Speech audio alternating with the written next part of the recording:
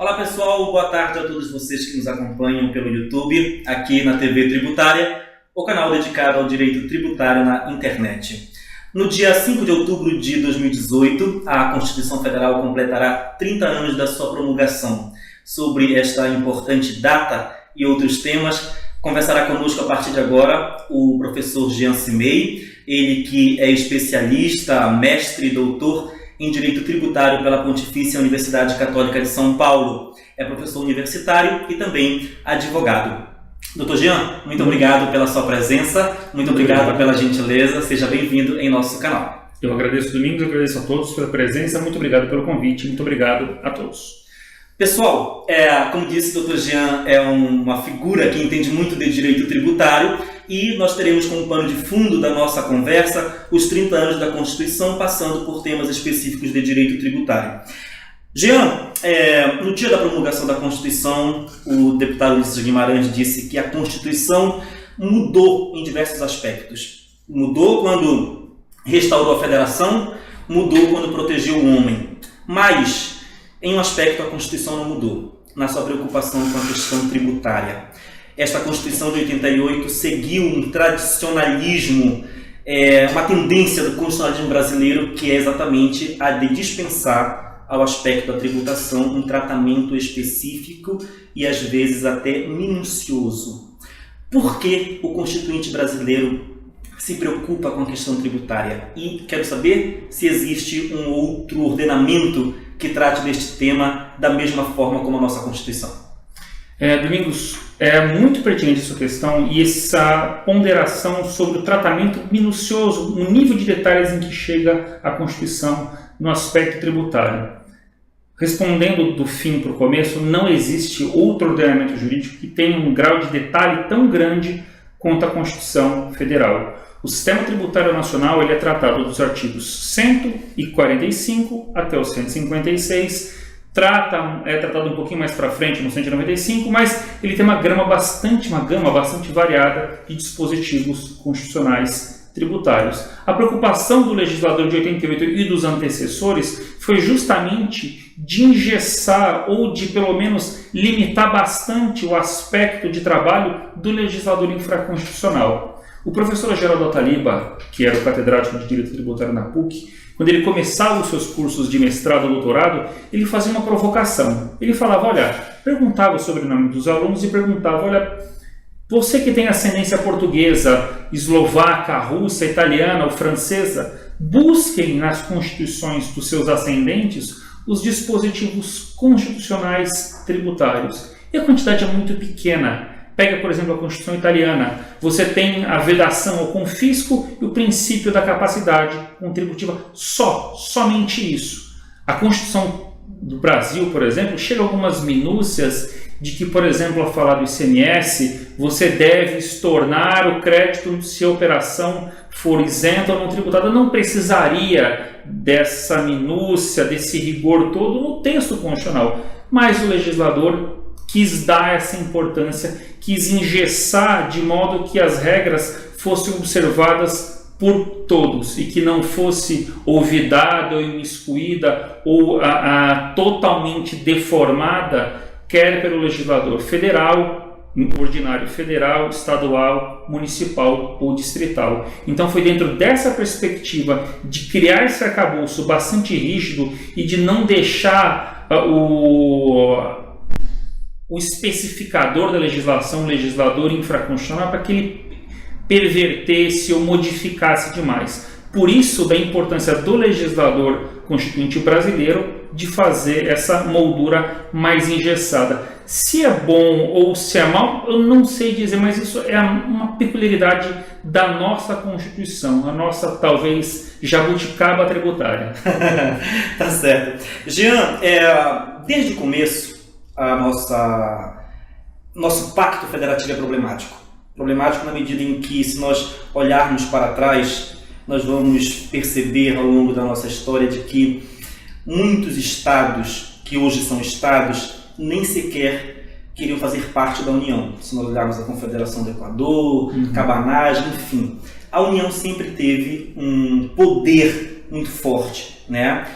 diferente dos americanos. Ali, as 13 colônias queriam, de fato, pertencer, né? Queriam unir-se, certo? Esta nossa Constituição consagra o Pacto Federativo como cláusula pétrea. Porém, se nós levarmos a ideia do Pacto Federativo para a esfera tributária, nós vamos ver uma série de problemas. Guerra fiscal, municípios que sequer conseguem instituir e cobrar os seus tributos, isenções heterônomas, principalmente pela União. Esta carta ela nos dá respostas para superar a crise do federalismo fiscal brasileiro? Domingos, eu quero crer que talvez haja necessidade de uma maior amplitude de direitos para os entes tributantes. Veja, a gente teve uma situação muito parecida e que talvez mas depois que acresça um pouco mais a situação, que é com relação ao protocolo 21 do ICMS. Qual que foi essa situação específica?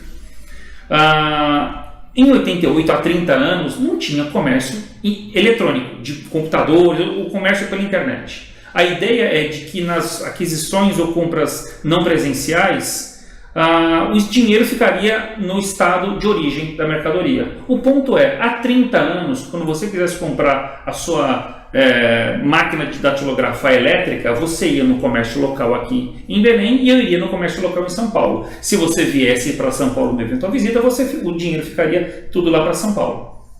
Acontece que as vendas não presenciais se tornaram a regra. E muitos estados distantes dos grandes dois polos em que estão todos os centros de distribuição do país, que é São Paulo e Rio, foram ficando gradativamente sem parte desse faturamento. Em 2011, através do protocolo 21, 17 estados inicialmente começaram a cobrar o diferencial de alíquota. Olha, nós queremos também uma parte desse dinheiro, porque a mercadoria vem para cá, sai de São Paulo, sai do Rio, mas quem está comprando está aqui. Então a gente precisa modificar.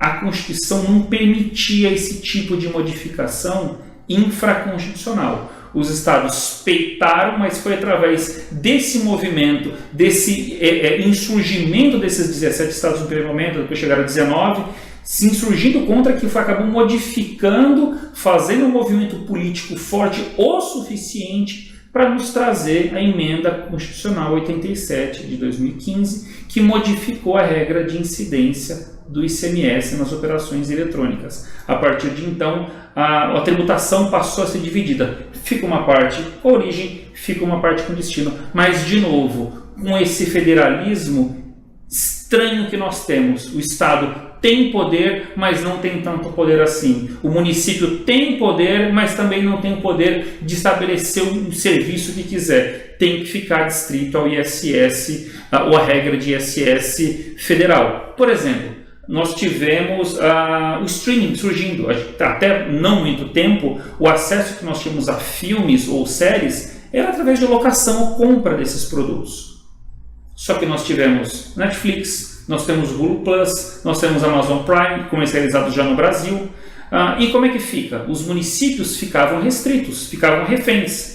Até que se modificou o ISS muito recentemente, esses municípios passaram a gozar de uma nova competência tributária para poder exercer e cobrar esses novos serviços. Você tem, de uma certa forma, um federalismo aguilhoado. Você tem guilhões que impedem que esses entes federais, esses entes federados, esses entes tributantes, exerçam de uma forma plena a sua competência e ajam como entes tributantes. Se são equiparados, se o nosso federalismo equipara as pessoas, essa equiparação não está tão clara assim. Você tem uma série de amarras. E as isenções heterônomas, como você bem comentou, que muito embora a legislação afaste, mas, de novo, você tem essas figuras quando, por exemplo, o país firma algum tratado internacional, que aí, efetivamente, ao ser assinado, o ISS não pode ser cobrado pelo município, ou o ICMS, eventualmente, não pode ser cobrado em algum produto que esteja abarcado dentro do tratado internacional feito pelo chefe da nação. Entendi. Agora, me diz uma coisa, Jean, você falou aqui, citou o caso do streaming, que é tributado pelo ISS. Em 1988, esta realidade não existia. Não. E a doutrina do direito tributário, pelo menos a mais aceita, ensina que o aspecto material da regra matriz de incidência, ele está na Constituição e ele não pode ser alterado pelo legislador infraconstitucional. Você vê um risco à proteção da Constituição quando começam a surgir realidades que não eram, que não existiam à época da promulgação da Carta? Eu te pergunto isso porque o legislador ordinário, quando for instituir o tributo sobre determinadas situações, ele não pode abusar, não tem que ter uma preocupação com esta situação? Como é que você pensa essa realidade?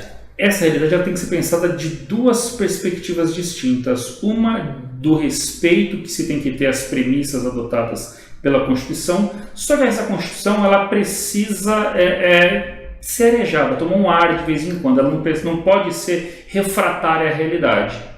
Mesmo porque quando a Constituição estabelece essa relação de serviços, essas premissas pré-existentes à Constituição, ela fala isso, mas ela adota uma perspectiva de, por exemplo, passar, no caso do ISS, para o legislador infraconstitucional, através de lei complementar, para que ele faça essa lista de serviços. O que aconteceu no caso do streaming foi justamente o legislador complementar, ciente dessas novas realidades. Tudo bem que numa velocidade muito mais baixa do que na transformação da realidade, mas ele permeou e arejou e modificou e atualizou o ordenamento com esses novos serviços. Acho e creio que, dentro dessa perspectiva, é possível o legislador fazer essas pequenas alterações, porque essas pequenas mudanças, muito embora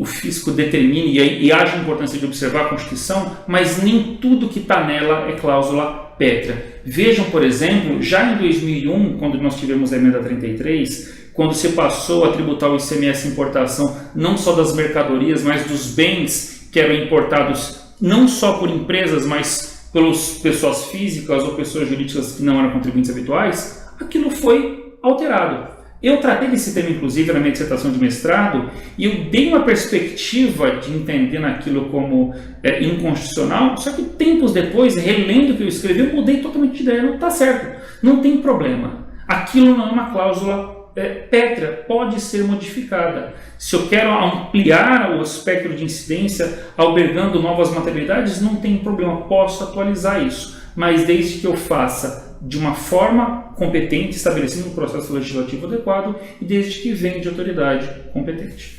Muito bem. Jean, 30 anos da Constituição Federal.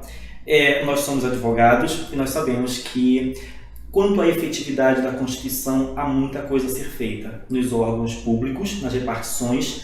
Um aviso de parede vale mais do que a Constituição às vezes. O que precisa mudar na Constituição? Você lança um olhar para esses 30 anos da Carta e diga-nos o que você acha que precisa ser alterado e o que você acha que funciona na nossa Constituição? Eu acho que as garantias e direitos fundamentais, os pontos centrais do artigo 5º são bem observados. Creio que essa proteção demais do Estado em detrimento do administrado é uma coisa ruim, ou seja, tem nos levado a algumas situações de excesso do Estado para com o administrado, e que isso precisa ser visto com um pouco mais de cuidado pelos novos legisladores ou para quem vai tratar da Constituição. Entendi. Agora me diz uma coisa, o CTN, nosso Código Tributário Nacional, ele é anterior à nossa Constituição. Ele foi editado, salvo engano, na vigência da Constituição de 67. Nós aprendemos que ele foi recepcionado pela Constituição Federal, mas se nós olharmos com cuidado, nós vamos perceber que a Constituição traz novas realidades que o CTN não abarca, vide as contribuições. No CTN nós não temos uma nota, um artigo que fale das contribuições, e a Constituição traz as contribuições como uma nova espécie tributária. Você acha que o CTN ele foi recepcionado de fato pela Constituição ou ele precisa ser relido? Eu acho que ele foi sim recepcionado, e para fazer uma imagem não minha, do professor Alimar Baleiro, mas que ele trata isso muito bem, quando a gente olha para um prédio, a gente vê o produto acabado, mas a gente não imagina, imagina, mas não vê e fica precisando fazer uma análise mais detalhada, a gente imagina que alguns andaimes foram colocados do lado. Alguns materiais foram incluídos naquele prédio, outros ficaram de fora. Numa obra de 49, falando da Constituição de 46, ele fala de algumas ideias que permearam a Constituição, outras que ficaram de fora. Muito da ideia de tributo, ou a ideia principal que o Constituinte de 88 tinha na cabeça, ele tirava do CTN, que era antigo. A ideia, por exemplo, quando ele falou do conceito de renda, essa ideia de que alguns... Eu, no primeiro momento com essa ideia, eu fiquei um pouco refratário ou reticente com relação a isso. Então, mas essa ideia de um conceito constitucional de renda não tem uma definição. Sim, não tem. Mas o legislador de 88, quando ele pensava em renda, ele imaginava aquela renda que estava ali no artigo 43. Aqui estabelece que eu tenho umas despesas e que renda não é rendimento. Renda são rendimentos menos algumas despesas. Essa ideia ela foi absorvida do texto anterior. Então, quando em 88 se imaginou ou se entendia por tributo, só haviam as 3 espécies. As doutrinas mais clássicas continuam mantendo essa ideia. Só que a Constituição inovou. Ela trouxe as contribuições no artigo 149 e 195, depois com 149A, que é a COSIP, ela inovou trazendo empréstimo compulsório e você tinha outros 2 elementos que não se juntavam. Se você olhava para as espécies tributárias, você olhava para o imposto, para a taxa, para a contribuição de melhoria, essas 2 novas hipóteses, elas se encaixavam com muito mal nessas novas espécies. É como se uma criança, ao olhar para um brinquedo em que encaixa um triângulo, um círculo e um quadrado, se visse diante de 2 novas peças, se visse de lado de um pentágono, de um hexaedro. E aonde que eu coloco isso, de octágono? Eu preciso, então, talvez, não forçar para encaixar nessas 3 casinhas, mas talvez ampliar e aumentar meu brinquedo para que essas outras espécies caibam. Então, o que a Constituição fez foi ampliar, entendendo que parte do CTN foi efetivamente incorporado, só que ele tem que ser lido, e como importante, lido de forma sistêmica. O grande problema de se fazer a interpretação da norma isolada é olvidar que a norma jurídica ela funciona como um todo. Não funciona uma depois da outra, tudo funciona de uma vez só que observando a hierarquia. O Código Tributário Nacional foi sim recepcionado, não na sua integralidade, mas a Constituição, olhando para os seus próprios dispositivos e para as normas de inferior hierarquia, a partir deles me surgem não mais 3 espécies tributárias, mas 5. E é isso que o Supremo Tribunal Federal ratificou em decisões depois, analisando essa roupagem, analisando em conjunto a Constituição Federal e o Código Tributário Nacional. Agora, falando em espécies tributárias, a doutrina clássica aponta que a diferença entre impostos e taxas é de que os impostos são não vinculados e as taxas são tributos vinculados. Se nós olharmos para a nossa Constituição, e isso quem falou foi o Fernando Favache, seu sócio, ele disse que essa teoria é furada porque a nossa Constituição consagra uma série de vinculações das receitas dos impostos. E o Supremo Tribunal Federal já disse, por exemplo, que para cobrar taxa não é preciso que haja aquela fiscalização in loco, basta que tenha uma estrutura administrativa. Você acha que essa teoria precisa ser reformulada ou nós que estamos errados? A nossa legislação que está errada? Eu acho que essa dicção simples de imposto como tributo não vinculado e taxa como tributo vinculado, ela demanda, na verdade, uma visão um pouquinho mais detalhada, porque, de novo, olhando essas situações como um todo, você encontra situações em que o próprio Constituinte, ele tem essa prerrogativa, porque faz isso no texto constitucional, ele afasta algumas incidências ou cria algumas situações de exceção. Por exemplo, da mesma forma como os contribuintes, os doutrinadores mais antigos falavam do imposto como a situação ou tributo não vinculado, mas eles tinham dificuldade, por exemplo, de explicar o adicional de IPI, que eu cobro para passar para o Fundo de Combate à Erradicação à Pobreza, ou o adicional de ICMS, que eu cobro para fomentar o Fundo de Combate à Pobreza, que eu pego um pouquinho dos estados, nem todos utilizam isso, o Rio de Janeiro utiliza isso muito bem, mas tinha dificuldade de enxergar ou de encaixar dentro dessa perspectiva. Quem adota a teoria pentapartite entende isso um pouco melhor. Olha, não preciso encaixar isso como imposto, eu posso encaixar isso como uma contribuição, porque eu tenho uma arrecadação destinada, uma arrecadação vinculada especificamente para isso. Eu pego uma parte desse dinheiro e fomento, aloco para uma dada despesa específica previamente constituída. Nós estamos com o novo Código de Processo Civil e nós que trabalhamos com direito tributário somos fortemente influenciados por essa legislação processual. Eu queria que você comentasse os principais reflexos, na sua visão, do novo Código de Processo Civil na seara tributária. E eu quero chamar a atenção para a comparação, equiparação que o CPC fez do seguro-garantia e da carta-fiança ao dinheiro para fim de interpretação do artigo 151, que trata da suspensão da exigibilidade do crédito tributário. Fale sobre isso para a gente.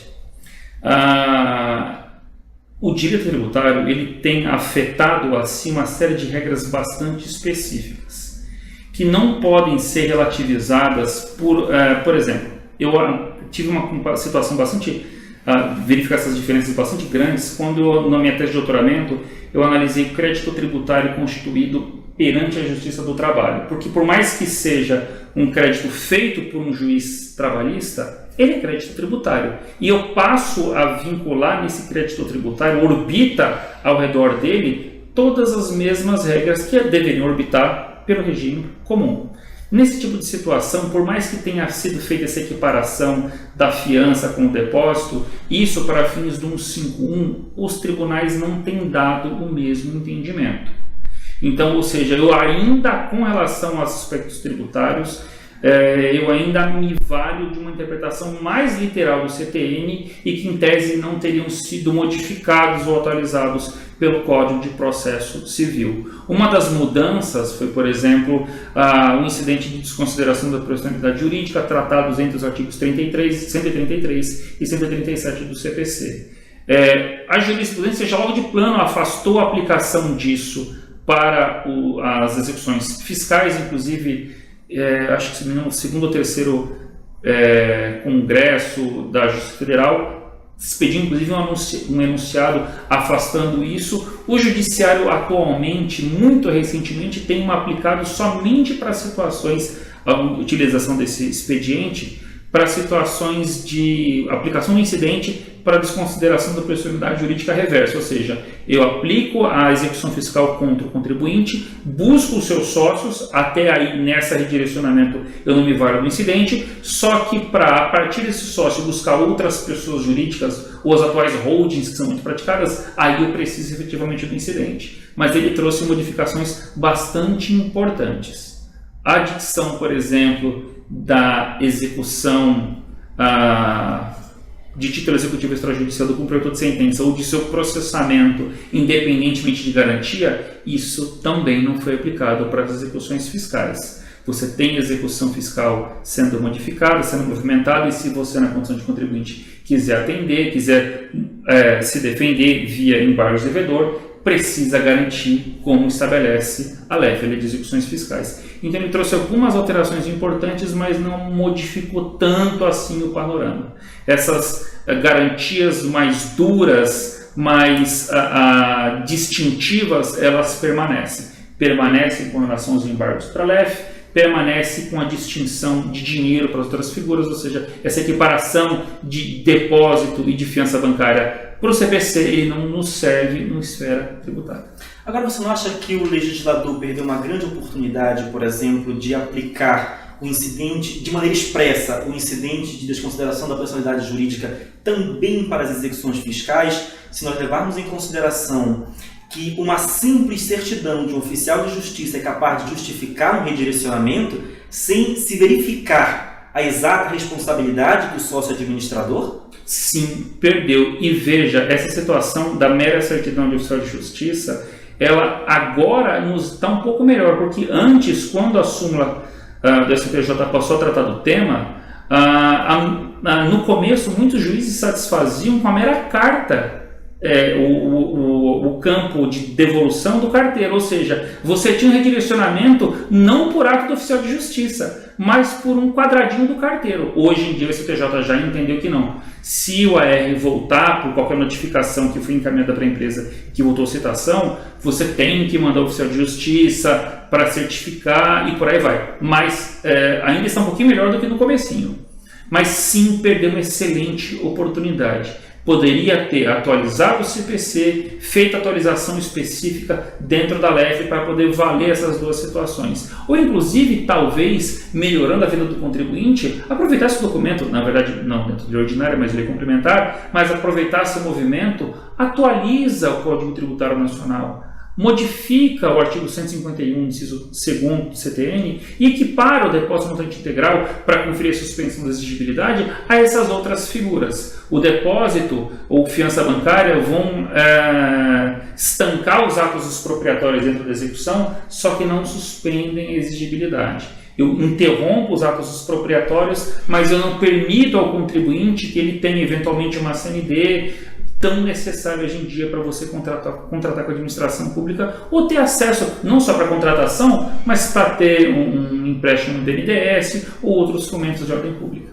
Certo. Jean, vamos falar um pouco de segurança jurídica. Este é um princípio, não sei se nós podemos chamar dos mais importantes no ordenamento jurídico, mas é certo que ele assume uma relevância muito grande na medida em que a segurança jurídica influencia inclusive no crescimento econômico de uma nação.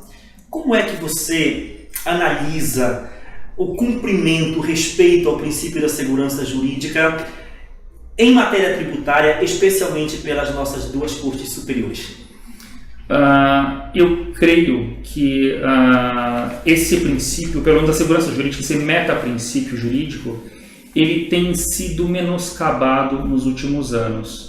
É interessante como surgiu, inclusive por conta do julgamento de um HC em esfera criminal, mas de uma das ministras do Supremo Tribunal Federal, a ministra Rosa Weber, um verbete novo, o princípio da colegialidade. Em respeito, tem uma decisão pessoal, mas em respeito ao princípio da colegialidade, vou manter a minha decisão justamente para conferir a segurança jurídica, para dar ao jurisdicionado um norte interpretativo. Olha, é assim que se entende um dado instituto. Só que as cortes superiores têm ido para um lado, ido para o outro. Isso dá uma sensação de insegurança e de receio para o jurisdicionado, para o empresário, para qualquer pessoa. Se você está num ambiente em que você não sabe como as regras funcionam, você fica com receio de empresariar, de agir, de investir. Veja, isso na esfera tributária, isso não tem tido, por exemplo, o mesmo vai e vem que em outras áreas, penal, por exemplo. Mas esses influxos, eles acabam tirando um pouco do empresário, principalmente do investidor estrangeiro, a vontade de investir no país. Porque se você, olhando para as regras, você não sabe que, mesmo elas estando escritas, você não sabe qual vai ser o futuro delas, ou como elas vão ser ditas ou interpretadas, você fica mais ou menos como um participante do Revolução dos Bichos do George Orwell, que você não sabia no dia seguinte se as regras estariam daquele jeito ou não. Mesmo lendo, mesmo sabendo ler, você não saberia qual interpretação que elas teriam ao final de um dia ou dois. A falta de segurança jurídica, ela impacta negativamente muito o futuro de uma nação. Jean, o STF e o STJ proferiram duas decisões muito importantes em matéria tributária. O STF disse que o ICMS não compõe a base de cálculo das contribuições ao PIS e a COFINS, e o STJ tentou definir o conceito de insumos, o que é muito interessante para as pessoas jurídicas. Claro, além dos efeitos próprios para os casos em que eram discutidos, você consegue extrair das duas decisões um reflexo para outros casos? Há quem diga, por exemplo, que a decisão do Supremo pode fazer com que muitas outras exações que compõem a base de cálculo de outros tributos sejam contestadas, o que faria com que o sistema constitucional tributário implodisse. Essa decisão do Supremo, Domingos, tanto pode produzir outros efeitos como já está produzindo.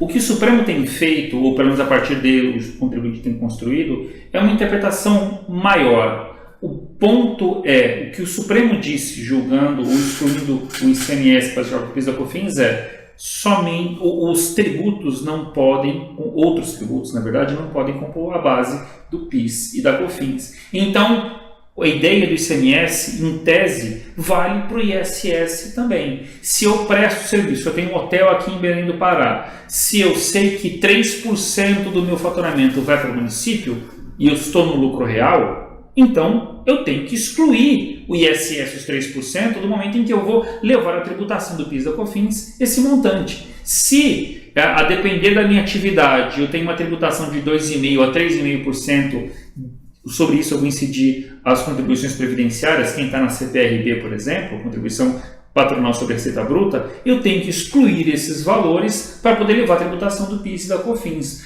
Vários julgados estão acontecendo no país inteiro e os 5 tribunais regionais federais têm encampado essa decisão. O ponto é, isso tem reverberado sim e vai modificar o jeito que o sistema tributário nacional está sendo entendido. Se efetivamente a União imagina e faz os cálculos das suas despesas com base nessas entradas, então eles vão ter que repensar o sistema. Porque efetivamente dos contribuintes que estão questionando, o judiciário tem replicado esse mesmo entendimento. Mas o ponto em que o fisco conta muito com isso o índice de contribuintes que reclamam não é tão grande assim. É como se você tem uma situação de inconformismo com uma dada regra, não precisa ser tributária. As pessoas que reclamam, que se insurgem, que buscam seus direitos, não é tão grande assim. O sistema tem que ser repensado, mas os contribuintes não têm um índice de beligerância judicial tão alta. Deveria ter mais, deveriam todos buscar os seus direitos, mas não é assim que funciona. Talvez, se o judiciário finalmente permitisse ao Ministério Público a atuação para discussão de questões tributárias, para buscar um efeito ergonômico para todo mundo, talvez a gente teria um sistema mais equânime, ou pelo menos de buscas por decisões para todos os concidadãos, para todos os brasileiros, de uma forma mais rápida. Essa seria talvez uma forma, talvez respondendo agora uma pergunta anterior, de que poderia ser feito para garantir de uma forma mais ampla, seria uma possibilidade de atuação do Ministério Público para demandas tributárias. Muito bem. Jean, quando a gente olha ao longo da história, a gente vê que a questão tributária ela é fundamento e ela está na gênese de grandes acontecimentos. Se nós olharmos Magna Carta, Revolução Americana, Revolução Francesa, nós vamos ter a questão tributária influenciando esses eventos.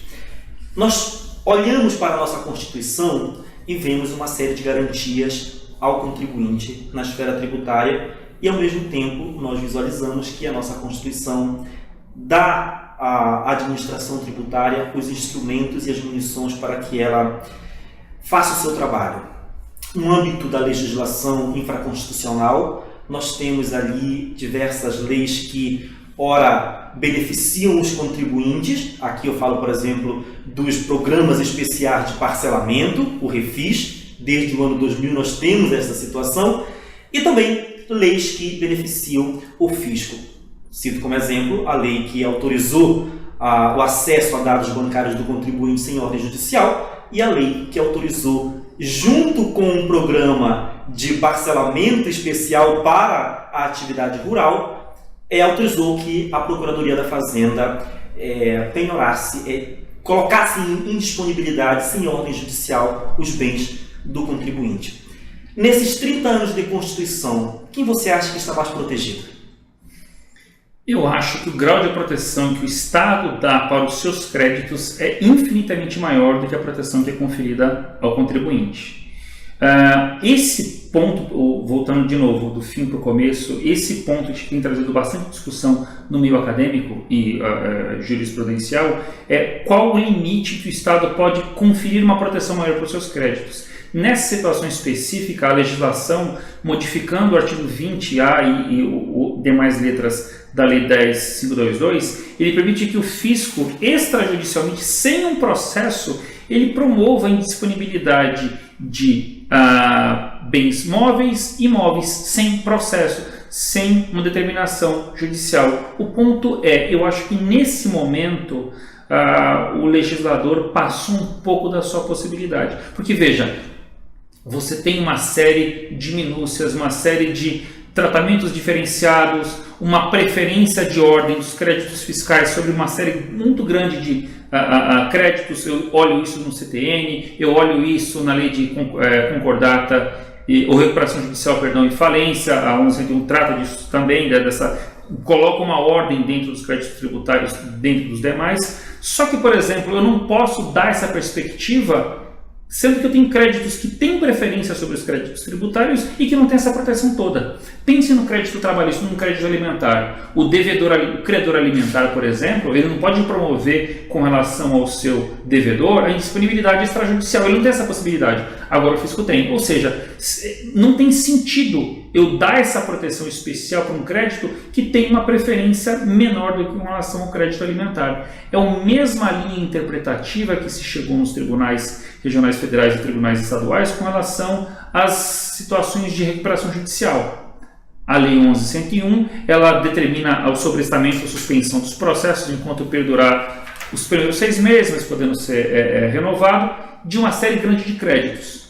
Não fala do fiscal. Só que, de novo, se eu vou paralisar o crédito alimentar, que é o topo da cadeia alimentar, o crédito que tem mais preferência do determinamento jurídico, como é que eu vou deixar correr o crédito tributário? Não tem sentido. Então, paralisa tudo. Muito embora não esteja presente e descrito dentro da regra 11.101, mantém-se parado enquanto perdurar. Então, não tem sentido, novamente, eu dar essa possibilidade somente para os créditos tributários e negar a todos os outros contribuintes.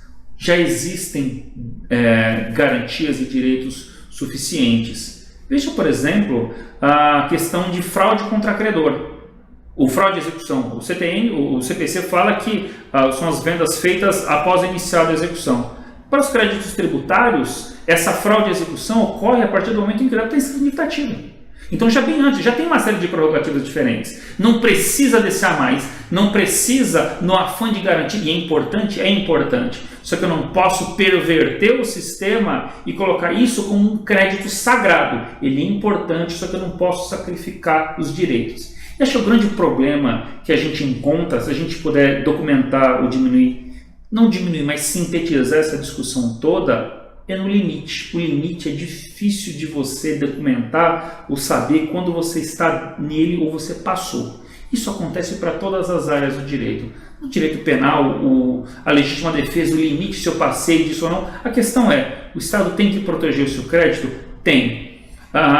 Se eu olho para as execuções fiscais e dados da Receita Federal de que 0,04% das execuções fiscais acabam sendo satisfeitas, a grande maioria perdura e tramita e não consegue receber, eu sei que tem que melhorar, tem que ser mais efetiva. Só que eu não posso, com essa justificativa, começar a macular direitos e garantias do contribuinte. Eu acho que nesse momento, por mais bem intencionada que seja a atitude do fisco de tentar garantir, mas eu não posso passar por cima de direitos garantidos pela legislação. Eu não posso permitir a constrição patrimonial fora do crivo do poder judicial. Posso promover a constrição do bem do devedor?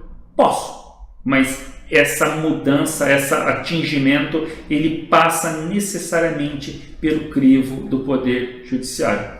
Aí você pode, dentro dessa perspectiva, falar, mas espera lá, a Lei Complementar 105, ele permite o devassamento da vida fiscal, da vida econômica do contribuinte pela Receita Federal. Sim, mas o Supremo, ele quando validou esse entendimento, ele não permitiu a devassa extrajudicial. Até o voto do ministro Barroso na época, ele até era um tanto quanto jocoso, mas ele até falava que, na verdade, o sigilo fiscal não teria sido invadido pela Receita. O sigilo fiscal seria compartilhado entre a Receita entre a instituição financeira e a Receita. Não é muito bem aceitável, muito lógico, mas ok, esse entendimento que passou. Foi julgado pelo Supremo, maioria de votos, foi pacificado, vida que segue, essa discussão é morta. Muito bem. Você é professor, você é advogado, e eu queria que você respondesse para a gente alguns questionamentos sobre a sua atuação profissional. Claro. Você acha que a educação tributária que é repassada para os alunos na universidade, ela é satisfatória? E eu quero saber se você acha que os juízes brasileiros eles estão preparados tecnicamente para julgar as questões tributárias e se, de alguma maneira, eles têm medo de julgar contra a fazenda pública.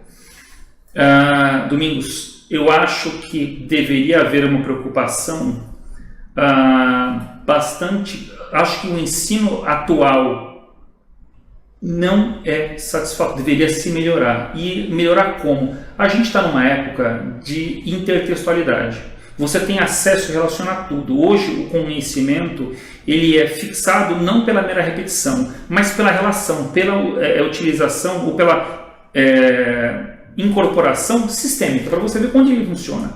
E o direito tributário, antes de mais nada, é uma ciência de concatenação de relação. Seria interessante, talvez, ter essas pinceladas não só dentro do direito tributário, mas dentro do direito civil, porque você não consegue estudar o direito de família sem saber que com o falecimento ou doação eu tenho o ITCMD. Então ele permeia tudo isso. Eu acho que um dos erros é o ensino absolutamente separado, como se fosse algo, tudo bem, didaticamente um ramo separado, mas ele compõe o ordenamento. Você respira o direito tributário em todas as demais áreas. Você não consegue estudar direito de família sem estudar ITCMD, você não consegue estudar direito empresarial sem entender como é que funciona o ITBI e a sua imunidade. Você não consegue estudar direito do trabalho sem entender as correlatas contribuições que incidem sobre a folha de salário. Você não consegue entender direito penal sem saber os crimes contra a ordem tributária, para saber como é que eles funcionam ou não. Tanto que o entendimento que o STJ tinha com relação à prescrição da pena punitiva era totalmente diferente do direito tributário. Somente com uma ação vinculante recente o problema foi diminuído. Entendi o STJ na época, porque por ser um crime de natureza meramente formal, o prazo da pretensão punitiva começaria a contar do ato de sonegação, do simplesmente não ter informado para o fisco. Só que às vezes isso vai ser encontrado dentro de uma doação fiscal 5 ou 6 anos depois. Dentro do período da decadência, até 5 anos depois. Até 5 anos foi descoberto num auto de infração, eu ainda tenho todo o tempo do procedimento administrativo. E aí, muitas vezes, quando se iniciava a pretensão punitiva, o judiciário falava, não, o Ministério Público, o tempo já passou, está lá de trás. O Supremo falou que não. Eu só conto, o MP só tem o direito de agir, o direito de buscar a pretensão punitiva, quando esse crédito tributário dictado pela autuação fiscal já é passivo de decisão e recorrido, quando já tem um crédito tributário definitivamente constituído. Entendo que deveria ser reforçado isso nas demais áreas do direito. E, de novo, não encastelado dentro da realidade jurídica. Porque, de novo, é importante essa interpretação, essa leitura sistêmica. Não é algo... Muitas vezes o aluno, quando se depara com a matéria, já vem com um ranço pretérito. Está muito difícil, eu não entendo nada. Não, ele tem uma sua nomenclatura própria, mas ele é absolutamente importante para você entender como a máquina do mundo gira. Não existe vida sem tributo. Você comentou desses 2 documentos, mas um autor americano chamado Charles Adams, na obra For Good and Evil, ele fala que até pretérito é isso. Na Pedra da Roseta, que foi o primeiro documento escrito da humanidade, se fala muito da escrita cuneiforme, da importância dela para entender a transferência antiga de conhecimento, só que o conteúdo daquela pedra era a isenção de tributo para um dado povo. Que pouco depois foi a bancarrota, porque se não tem tributo, não tem dinheiro para o Estado documentar e organizar, e sem Estado para organizar, a coisa descamba. Com todo respeito aos anarquistas que entendem diferente, mas não tem a condição do Estado agir e fomentar suas políticas sem dinheiro. Então, por isso a importância do estudo do direito tributário ela é essencial. E os juízes? Você acha que eles estão preparados para julgar as questões? Eles têm medo de julgar contra a fazenda? Os juízes estaduais menos preparados que os federais. Nas capitais, então por isso que muitos contribuintes, mesmo no interior, acabam documentando, viabilizando e discutindo ações nas capitais, porque os das capitais, onde tem varas da Fazenda Pública, juízes especializados, você tem um tratamento mais especializado. Agora, por exemplo, juízes do interior, eles estão menos preparados. O concurso exige muito menos. Se você vê para concurso de magistratura estadual, São Paulo, Pará, Pernambuco, o grau de complexidade das questões tributárias é muito menor do que as civis, penais. Os juízes estaduais estão menos preparados, sim. Quem está um pouco mais familiarizado são os juízes das varas da Fazenda Pública, justamente tendo necessária especialização para isso, um contato mais detalhado e diário com a matéria, e alguns desembargadores. Alguns dão votos muito precários, mas a Justiça Federal, de longe, ela está mais preparada do que a estadual. Mas no quesito estadual, os juízes das capitais, onde tiver a vara da Fazenda Pública. Mas já passou pela tua cabeça, assim, de que eles eventualmente têm medo de decidir contra a Fazenda? Repara que eu estou tentando sugar essa resposta. Eles têm pelo seguinte, principalmente os juízes não especializados na matéria. O juiz do interior, ele não quer ser juiz do interior a vida inteira, ele quer ser desembargador. E ele sabe que quanto mais sentenças reformadas ele tiver, mais ele demora para ascender na carreira. Então ele entende mais fácil julgar a favor do Estado, porque a probabilidade de reforma é menor. Só que em muitas dessas situações, esse acovardamento gera prejuízo para o contribuinte. Acho que tem que haver uma coragem maior dos juízes de peitar o Estado e de verificar qual que é a jurisprudência atualizada, porque às vezes essa mentalidade de demora no acatamento, principalmente quando a decisão está julgada no Supremo Tribunal Federal, fica muito fácil para ele em controle concentrado difuso, mais pelo plenário. Mas quando a questão é nova, eu vejo que, por exemplo, questões com relação a essa mudança recente de tirar do regime da contribuição patronal sobre a receita bruta algumas atividades de já produzir efeito agora e não no próximo ano, muitos magistrados de primeira instância ficam um tanto quanto reticentes. Acho que precisa dessa coragem maior para peitar o Estado e não para prestigiar uma parte ou outra, não, mas para fazer valer o direito. E para fazer valer o direito, ora você tem que beneficiar o Estado, ora você tem que prejudicar o Estado. Mas prejudicar o Estado favorecendo o contribuinte, que está sendo penalizado pelo ato legal. Como pesquisador, você acha que a pesquisa acadêmica ela se auto-justifica ou ela precisa dar uma resposta para a comunidade na qual o pesquisador está inserido? Se você achar que ela precisa dar uma resposta, ela precisa dar uma solução prática, diga-nos qual a relevância de se pesquisar a Constituição e realização do crédito tributário na Justiça do Trabalho. Eu acho que se justifica, na verdade as duas respostas são positivas, ela se auto-justifica e toda resposta de pesquisa, ela sempre parte da análise da realidade para talvez fazer uma leitura mais uniforme, e isso acaba trazendo resultados importantes, porque às vezes o prático, o operador do direito não tem uma visão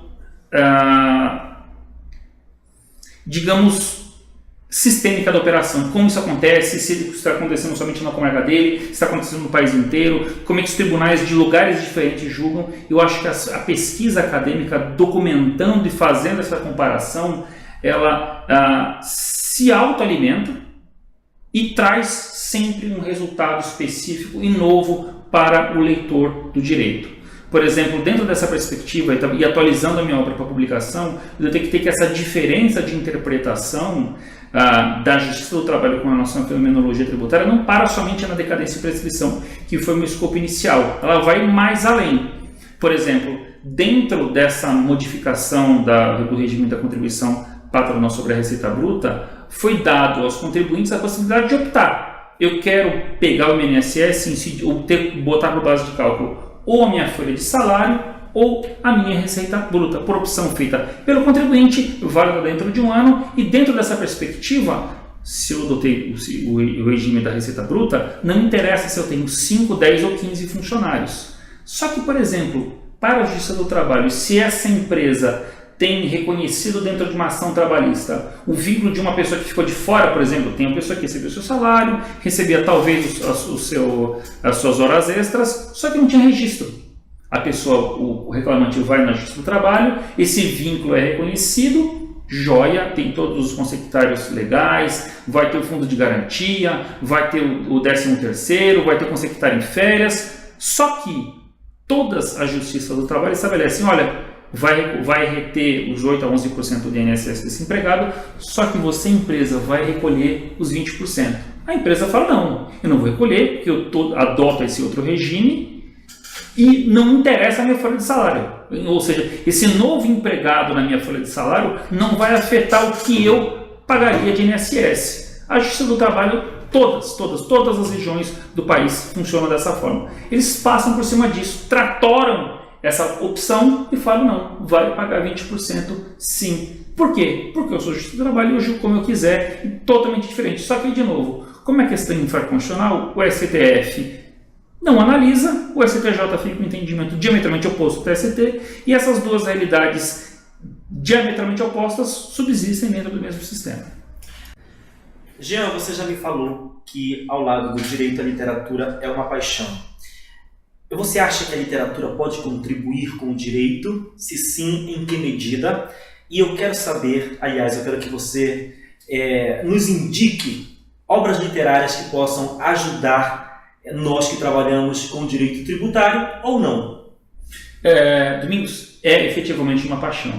A literatura, ela nos ajuda a não só aumentar o nosso vocabulário, as perspectivas de visão do mundo, as perspectivas de enxergar a realidade, não só pelos nossos olhos, pela nossa ótica, mas pela ótica de terceiros, que têm perspectivas diferentes e que vão, junto com a nossa, nos dar uma visão complementar.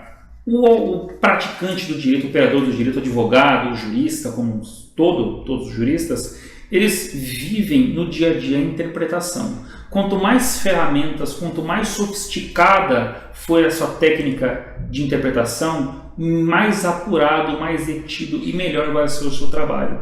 A literatura, ele te dá como se apurasse e burilasse a interpretação, a leitura que você faz da realidade. Dessa forma, ele é uma ferramenta bastante efetiva para que você, como jurista ou operador do direito, tenha um trabalho mais refinado e você perceba a natureza de uma forma mais detida. Com relação à dica de literatura, e é uma excelente dica, pelo menos uma excelente obra, não só para quem está na área do direito, mas para todas as outras pessoas, é uma obra chamada 1000 Vezes Mais Justo. É uma obra de 2014 de um autor americano chamado Kenji Yoshino, em que ele trata de uma forma bastante curiosa. Ele pega Shakespeare, pega 9 peças de Shakespeare e analisa os aspectos jurídicos. Começa pelo Tito Andrônico, passa pelo Mercador de Veneza, fala sobre Reliar, fala sobre Otelo, e dentro dessas peças ele analisa alguns aspectos. Por exemplo, como Tito Andrônico, ele fala, por exemplo, da rixa de sangue, da vingança, até que ponto o direito veio, as regras jurídicas vieram para justamente evitar que o mundo desencadeasse umas sucessivas operações de uma atividade, uma família se vingando da outra e que acaba virando uma carnificina total. Então o direito vem para justamente estancar essa sede de vingança que às vezes atinge uma população ou grupos de certos lugares do planeta.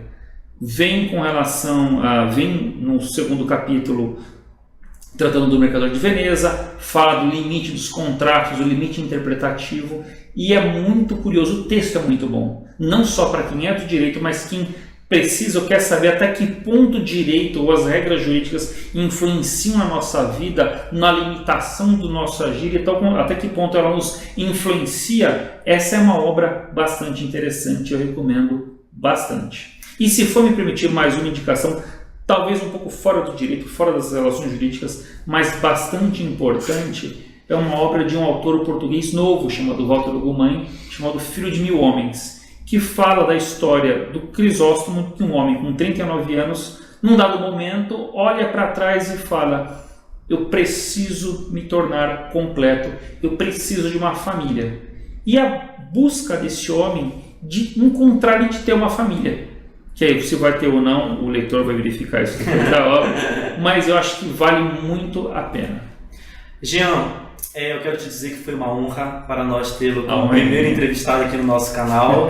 Eu agradeço a sua gentileza, a sua consideração. Obrigado por tudo. Obrigado, Domingos. Obrigado a todos. É você que nos acompanha. Eu, mais uma vez, agradeço a companhia de sempre.